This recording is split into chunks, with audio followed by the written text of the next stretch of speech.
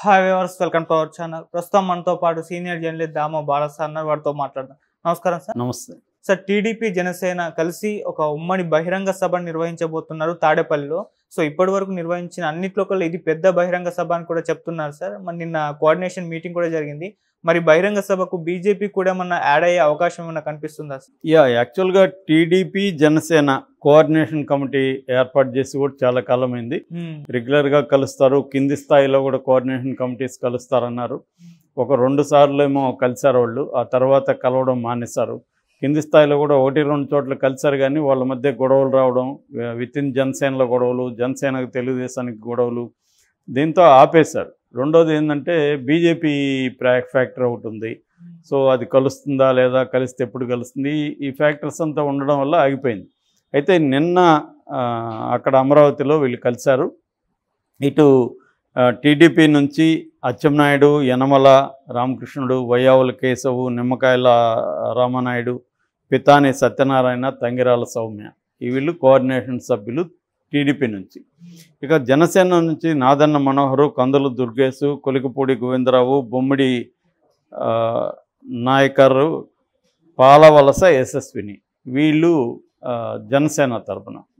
ఈ 2 కమిటీలు కలిసాయనన్న చాలా విషయాలు చర్చించారు. ప్రధానంగా వీళ్ళు చర్చించిన దాంట్లో ఏంటంటే, ఒకటి ఉమ్మడిగా ఒక సమర శంఖారావం, ఎన్నికల శంఖారావం పూరించాలి.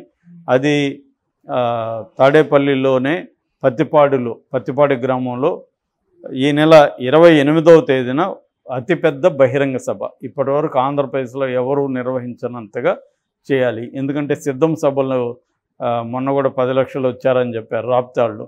ఏదేమైనా అన్ని వచ్చారా లేదా పక్కన పెడితే కొద్దిగా పెద్ద స్థాయిలోనే జగన్ చేస్తున్నాడు కాబట్టి అంతకంటే మంది పెద్దదిగా ఉండాలి. ఇప్పుడు ఎందుకంటే చంద్రబాబు కదలరా కానీ, ఇటు లోకేష్ శంకరావం సభలకు కూడా 5,000 నుంచి 10,000 మంది కంటే జనాల్ని మొబిలైజ్ చేయట్లేదు.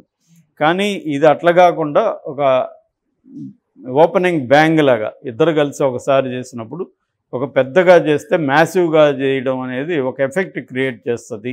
ఎందుకంటే సిద్ధం అటువంటి ఎఫెక్ట్ క్రియేట్ చేసింది కాబట్టి సిద్ధాన్ని మనం మించిపోవాలి అన్న పద్ధతిలో వీళ్ళు ప్లాన్ చేస్తున్నట్టుగా చెబుతున్నారు. దీనికి గోదావరి జిల్లాల నుంచే 15 లక్షల మందిని ఆర్గనైజ్ చేయాలి. కంప్లీట్గా గోదావరి జిల్లాల్లో స్వీప్ చేయాలి ఉమ్మడి ఈ 2 పార్టీలు కలిసి అనే ఉద్దేశంతో చేస్తున్నట్టుగా చెప్పారు. దాంతోపాటు వీళ్ళు డ్వాక్రా రుణమాఫీ కావచ్చు, సూపర్ 6 చంద్రబాబు ప్రకటించిన సూపర్ 6, పవన్ కళ్యాణ్ ప్రకటించిన షణ్ముఖ వ్యూహము, వీటి మీద కూడా చర్చ జరిగిందని చెప్తున్నారు. అంటే ఉమ్మడి కార్యాచరణ ఎలా ఉండాలి, ఉమ్మడి మేనిఫెస్టో ఎలా ఉండాలి, వాటి మీద కూడా విధి విధానాలు ఏంటి అవన్నీ కూడా చర్చించినట్టుగా నిన్న చెప్తున్నారు. ఈ క్రమంలో అచ్చెన్నాయుడు చాలా విషయాలు మాట్లాడాడు. ఇందులో వీళ్ళిద్దరి మధ్య ఒక కాంట్రడిక్షరీ అభిప్రాయాలు కూడా బయటకు వచ్చాయి. అందులో ఏంటంటే పవన్ కళ్యాణ్ మొన్న మాట్లాడుతూ ఒక మాట అన్నాడు, నేను బీజేపీని పొత్తుకు ఒప్పించడానికి ఎన్ని బాధలు పడ్డానో తెలీదు, చివరికి చీవాట్లు కూడా తిన్నాను వాళ్ళ దగ్గర, అన్ని బాధలు పడి ఒప్పించాను, రాష్ట్రం కోసం నేను 2 చేతులు జోడించి వాళ్ళని వేడుకున్నాను, దయచేసి రాష్ట్రాన్ని కాపాడండి, మీరు పొత్తు పెట్టుకోండి అని నేను చెప్పాను, ఇన్ని బాధలు పడి నేను ఒప్పించాను అనేది ఆయన చెప్పాడు.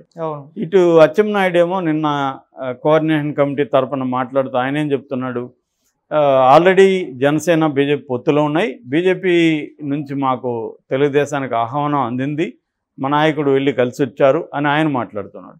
మరి వాళ్ళ నుంచి ఆహ్వానం అందితే ఈయనేమో పవన్ కళ్యాణ్ ఏమో నేను కష్టపడి ఒప్పించాను అంటే అర్థమేమి, చివాట్లు కూడా తిన్నానంటే చివాట్లు బీజేపీ అధినాయకత్వం పవన్ కళ్యాణ్కి ఎందుకు చివాట్లు పెట్టింది అంటే తెలుగుదేశంతో కలవమని అడుగుతున్నావు, బుద్ధి లేదా నీకు అనే కదా చివాట్లు అంటే అర్థం.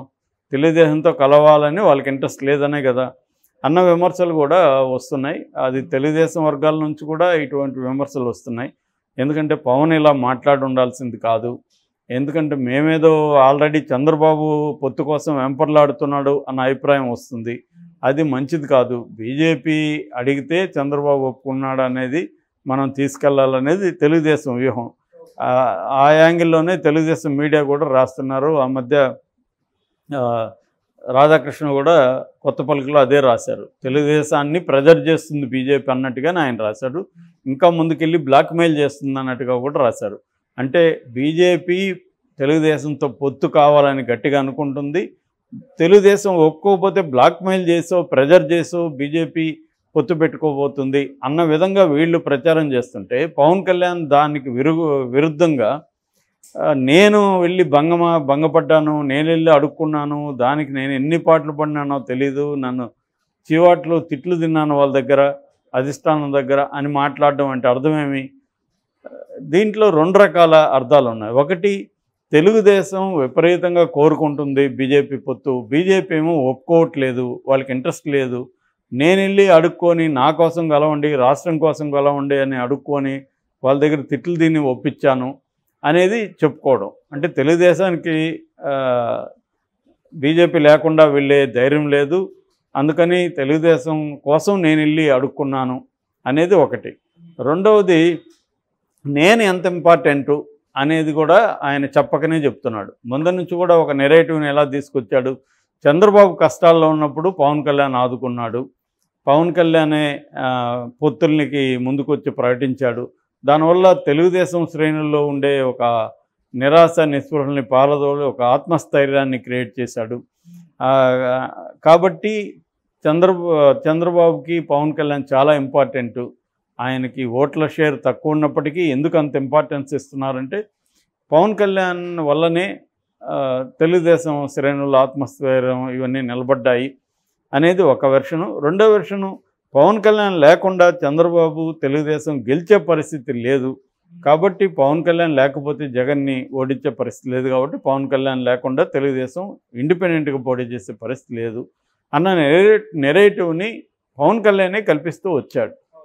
ఇప్పుడేమో బీజేపీ లేకుండా చంద్రబాబు ముందుకెళ్ళట్లేదు, బీజేపీని రమ్మని చంద్రబాబు అడుగుతున్నాడు, నేను అందుకని బీజేపీ దగ్గర తిట్లు తిన్నాయన ఒప్పించాను అంటే బీజేపీకి ఇష్టం లేకపోతే నేను చేయగలిగాను, కాబట్టి తెలుగుదేశానికి నేను చాలా మేలు చేస్తున్నాను, బీజేపీని తీసుకొచ్చాను, నా బలాన్ని కూడా తెలుగుదేశానికి ఇస్తున్నా, అందువల్ల నేను చాలా ఇంపార్టెంటు, నేను లేకపోతే తెలుగుదేశం లేదు అన్న ఒక నెరేటివ్ని పవన్ కళ్యాణ్ కల్పిస్తున్నాడు అన్నది తెలుగుదేశం శ్రేణుల్లోనే ఇటువంటి అసంతృప్తి ఉంది. ఇలా మాట్లాడి ఉండాల్సింది కాదు.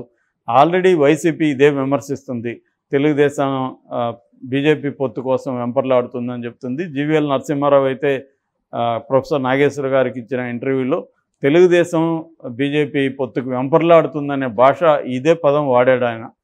సో ఇటువంటి కాంటెక్స్లో దాన్ని నిజం చేసే విధంగా పవన్ కళ్యాణ్ చెప్పడం అనేది కరెక్ట్ కాదు అనే అభిప్రాయం కూడా ఉంది. ఏదేమైనా కొన్నిసార్లు పొత్తులంటే ఇలాంటి తప్పు ఎప్పుడైనా కూడా రాజకీయాల్లో ఒక పార్టీలోనే అనేక అసంతృప్తి వాదులు ఉంటారు.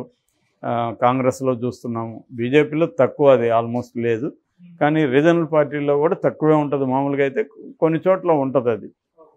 అటువంటప్పుడు రెండు పార్టీలు కలిసి పొత్తు పెట్టుకుంటున్నప్పుడు ఖచ్చితంగా ఇలాంటి ఇబ్బందులు తప్పు. పవన్ కళ్యాణ్ కూడా తన ఇంపార్టెన్స్ని తను కోరుకోకుండా తను ఎందుకు వస్తాడు? తన ఇంపార్టెన్స్ని పెంచుకోవాలి, తన బలాన్ని పెంచుకోవాలి, భవిష్యత్తులో తనకి అధికారం కావాలనే పవన్ కళ్యాణ్ కూడా అనుకుంటాడు. అనుకోవడంలో తప్పేముంది?